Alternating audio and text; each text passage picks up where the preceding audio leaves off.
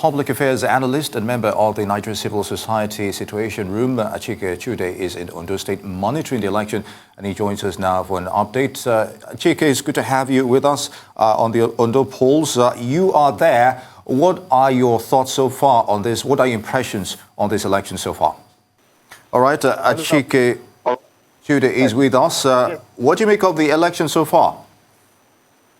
Well, we were out early this morning. I mean, we have observers in virtually all the 18 local government councils of the state and in virtually every ward in the state. So we were out very early. In fact, you can see that I'm still in my vehicle because we've been driving around the state. I would say that it's been relatively calm.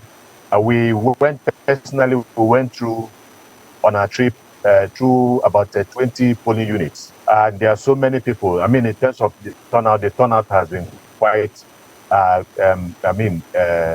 fine. You know, turnout has been good. And not only that, again, the INEC officials, the INEC staff, in most of the places we went to, came early to do their business for the day. And there was general, calm. We also observed that in terms of social distancing, which was one of the protocols that was insisted upon by the INEC, that is being observed in the bridge. Because if you look at even the ones I can see on your screen right now, you can see the heavy concentration of voters. But INEC did their own part in terms of ensuring that the hand sanitizers were there, and the temperature meter was also available. But the only place we had issues, and that was early in the day, immediately we set out, was at somewhere in Ijomo, Akure South, in Akure South, and that is a polling unit 027 Ward 5, where there was violence earlier on, and somebody was shot. One Goega was shot by thugs. Luckily, he has, I don't know his state of health, but he was immediately rushed to the hospital. That is the only place where we saw some, violence going on. But again, we must also emphasize that the issue of vote trading has reared its ugly head once more. In polling unit the 10 at Owode Camp, Ward 9, as well as Akure North, Ward 9, registration area 09 at Obaile, there was trading in votes, and they were, the votes were going for as much as 7,000. In fact, we have a woman on video, was recorded on video, who insisted that if wanted to record her, should record her, but that she's insisting that there is vote buying in that particular polling unit, which we also observed, and it is the same thing we saw in one or two other polling units. So that is as far as we have gone today. Apart from that, in terms of the general atmosphere of the election itself, it is especially calm. There is no problem whatsoever, and that is essentially because the people of Ondo State are not interested in violence. They have shown it. They came out in their numbers and have been quite impressed with their numbers. Whether in general terms they would achieve over 40% of a turnout in terms of those who registered, it's something that I'm not exactly sure, because if you look at the national trend, we are having voter turnout of about 25 to 30%. But so far it's been good. There was a threat to the voting in a way today, when it appeared the heavens were going to open up and it was going to rain. But I think that just took about 30 minutes, and then we had the clearer skies after that. Achike Chude, well, you've so far told us, assessed INEC's conduct so far. You've said that the officials arrived at polling units early enough. You've mentioned voter turnout. You've talked about security and how you've noticed relative peace going on into this election. But you've also talked about vote buying. So I would like to ask, is vote buying a reflection of our society now? It is. There's no way you can. Look, we were in this country at a time when civil servants would take their cars home to their parents in the villages, and the parents would ask them how they were able to acquire these vehicles. And if they are not convinced with the explanation their children gave them, they told them that once they get back to wherever it is they are coming from, not come back. The next time they are coming back to the state, they will not come back with those vehicles. These were periods of serious values in this country, when sincerity and integrity meant something. But unfortunately, so many things have happened in our society. And I would say it's not as if Nigerians themselves are exceedingly bad. We still have a lot of wonderful Nigerians out there. But the reality is that the economic adversity people have been facing have brought out all kinds of unwholesome and unpalatable behavior on the part of Nigerians. So that is not providing an excuse for the bad conduct of some people. But at the same time, you can also not dissociate, what is going on from the negative socioeconomic situation that is prevalent in the country today. So unfortunately, malheureusement, as the French would say, this is a reflection of the society of today. Indeed, Achike. Now, if you remember, there were anxious moments bordering on violence just before the Edo elections, but the outcome turned out to be largely peaceful. Can we replicate that in Ondo State and future elections, you think? There's no doubt that can be replicated in Ondo State. And I think what is critical in this sense is the conduct of the people themselves. Do the people want a good election? Do people want to make a statement? And I'm talking about the people of Ondo State. They want to make a statement. I believe they want to make a statement. And does the INEC itself, as the organizer or facilitator of this election, do they want to make a statement? They do want to make a statement. We had a meeting with one of the resident electoral commissioners that's in charge of 3 local governments in Ondo State a few days ago at this Nigerian Civil Society Situation Room. And he told us that, look, that they were encouraged and emboldened by what happened in Ondo State.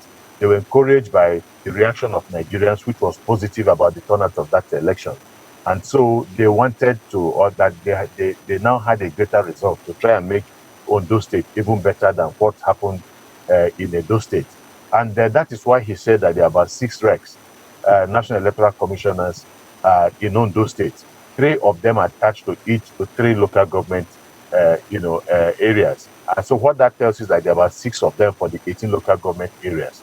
That is a sign of what, they wanted to achieve. And he also said that a lot of votes have been acquired for the riverine areas, and that they were making sure that for those INEC officials, ad hoc staff, that were living in very difficult terrains, that they had made provisions for Okada that can get to those places to bring them out, to the city where they will be able to do their job. And so I think that they have been on top of their game, if I would say so. Then beyond that, again, is the issue of security.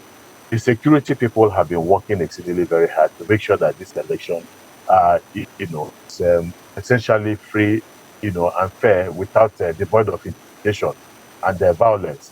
And yesterday we had a meeting. We were supposed to have a meeting at Nigerian Civil Society Situation Room with the DIG that was sent down to Ondo State for the purpose of this election. I think eventually he could not make it, but we spoke with the AIG for that purpose at that material point in time. Same assurances were also given to us. We have gone to the NSCDC, Nigerian Civil Defense, Corps, and we have spoken with them, and they have assured us of their readiness for this election.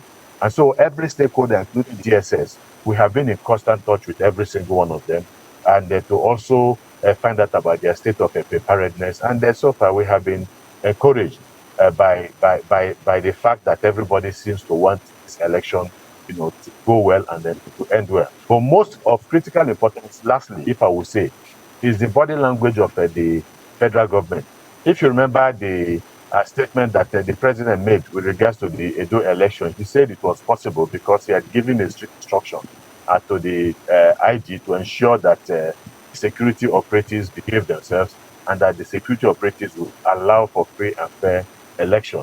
And but of course, that the presupposition of that statement by the president is that perhaps we've had elections in this country where he did not exactly step in to make that demand of the security forces. But it is good that he made that demand. And the impression we have is that at the federal level that we are also having the same kind of body language that perhaps they would allow this election to fall naturally. And like I said, in well and end well. Well, still talking security, you mentioned that the personnel have been very good in their performance. But what areas are flashpoints where security needs to be intensified, will you say, having monitored the election so far? Yeah, I think there are about, I might not be able to give you those names specifically, but there are about 17 flashpoints that have been pointed even before now, even by civil society, different civil society organizations.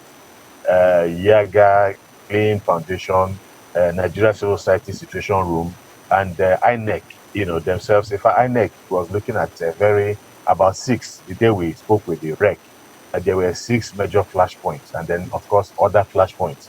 And that information has also been conveyed to the police. And then the police and the security forces, including the NSCDC and all the other ones, are also very much aware of this. And I want to believe that they are working together. I think I have seen a synergy among all, very positive synergy among all the security agencies.